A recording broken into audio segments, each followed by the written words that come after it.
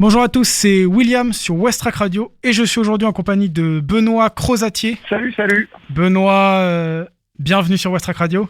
Salut, merci beaucoup. Merci pour l'accueil.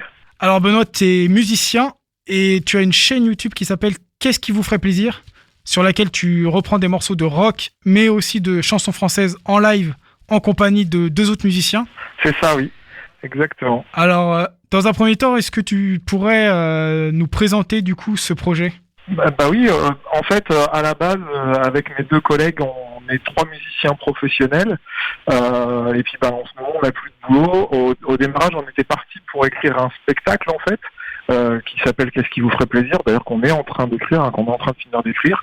Mais avec ce nouveau confinement, on s'est retrouvé bloqué et mis à l'arrêt. On s'est dit, plutôt que de rien faire et d'en rester là, on va créer une scène. En fait, on fait 2 apéros live par semaine, le mardi et le samedi à partir de 18h30. L'idée c'est que les gens puissent se retrouver devant un petit concert live chez eux. Ils peuvent discuter avec nous sur le chat et on fait un mode jukebox en fait, c'est-à-dire qu'en live on demande aux gens les artistes qu'ils veulent entendre et nous si possible on les joue. Alors on connaît pas tout mais on a quand même un répertoire très très large qui nous permet en général de répondre aux demandes, quoi. C'est assez sympa. Et donc en fait vous êtes un groupe déjà, On est 3 musiciens qui avons l'habitude de travailler ensemble dans d'autres formations.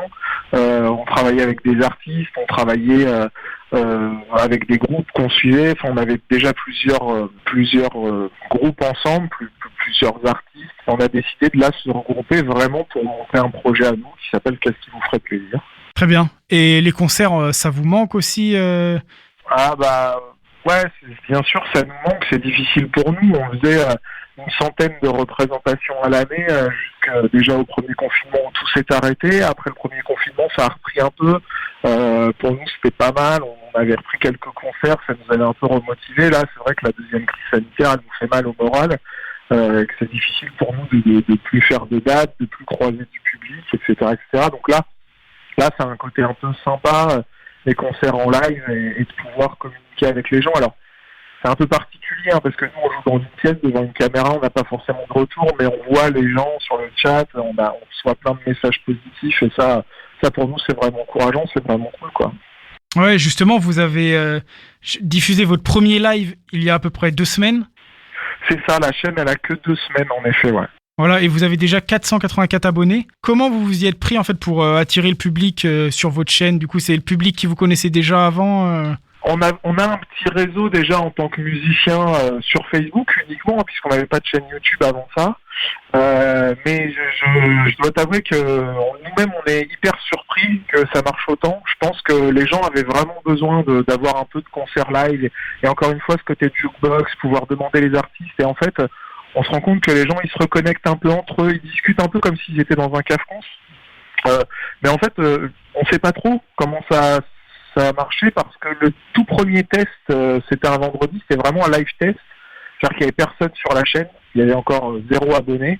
Et nous, on faisait un live pour nous et on a juste diffusé le lien à une dizaine de personnes, nos femmes, nos parents, ce genre de choses.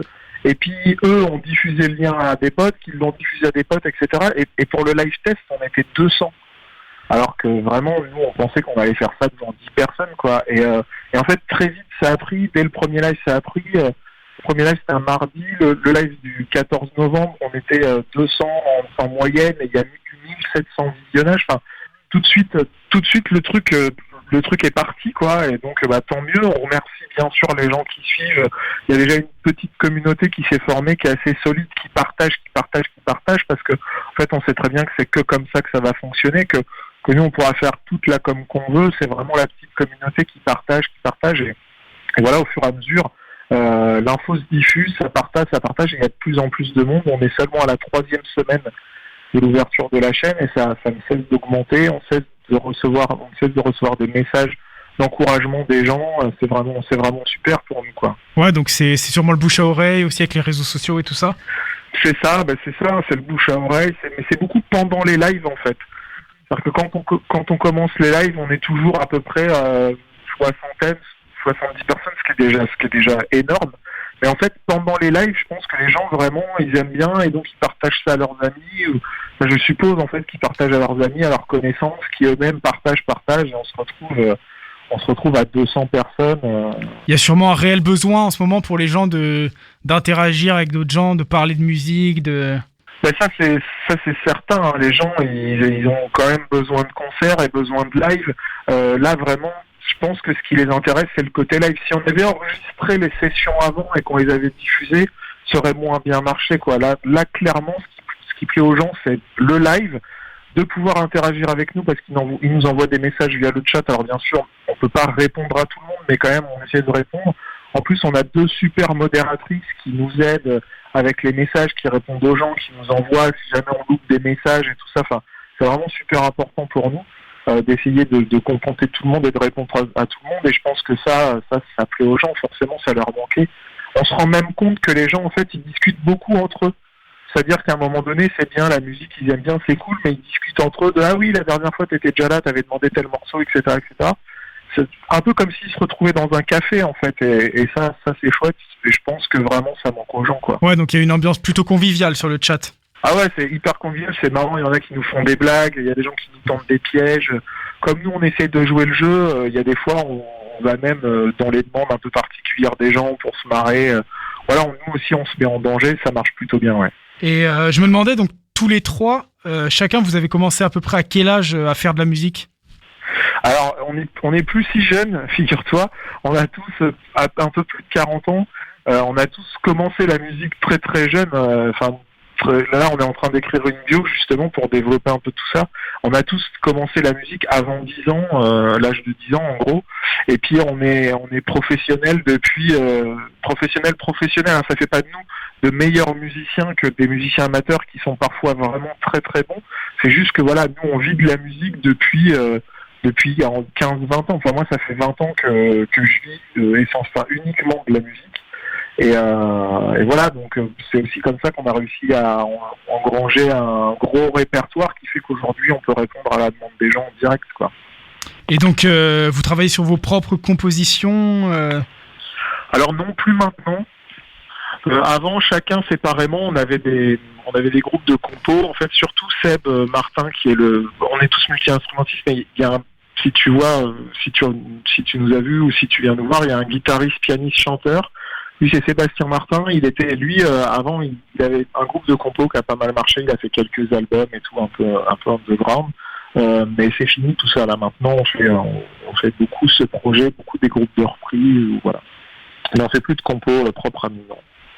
Très bien. Et quand vous dites que vous gagnez de l'argent grâce à la musique depuis un certain temps, c'est quoi vos moyens vos modes de revenus ? Enfin, qu'est-ce qui vous fait gagner de l'argent du coup On est intermittent du spectacle en fait.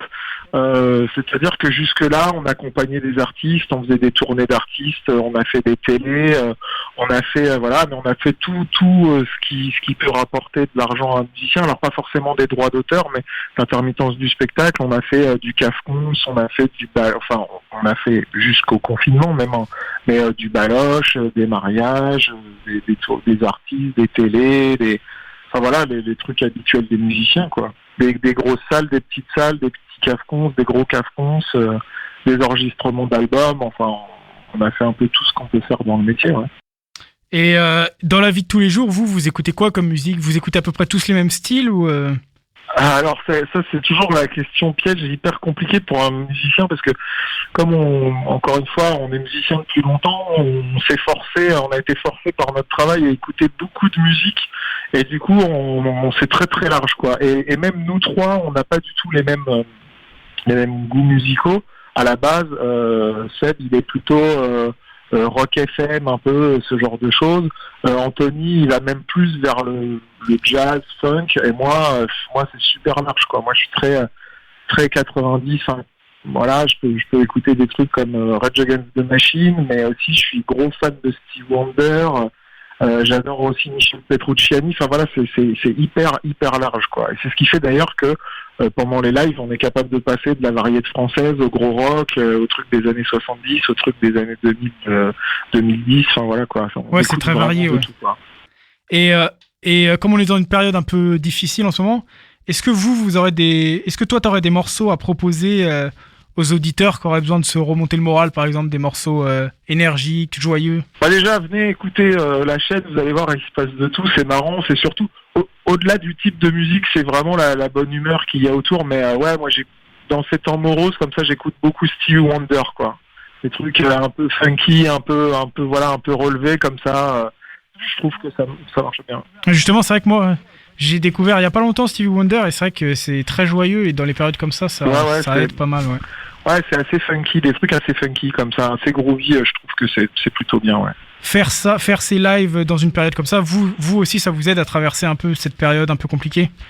Bien sûr, ouais. Alors ça nous aide moralement parce que en fait tout est totalement gratuit, ça nous rapporte rien du tout en fait. Hein. Donc en ce moment on est comme plein de gens, on travaille pas, donc on a peu voire pas de revenus. On a un peu l'intermittence qui nous aide, mais malheureusement ça reste quand même très dur. Voilà, on a fait le premier confinement 3 mois sans faire de musique, c'était bon, voilà, on s'est un peu ennuyé, mais c'est passé un peu comme tout le monde. C'est vrai que là, ce deuxième confinement, on se rend compte que c'est quand même vachement plus dur pour tout le monde moralement de rester enfermé, de voir personne.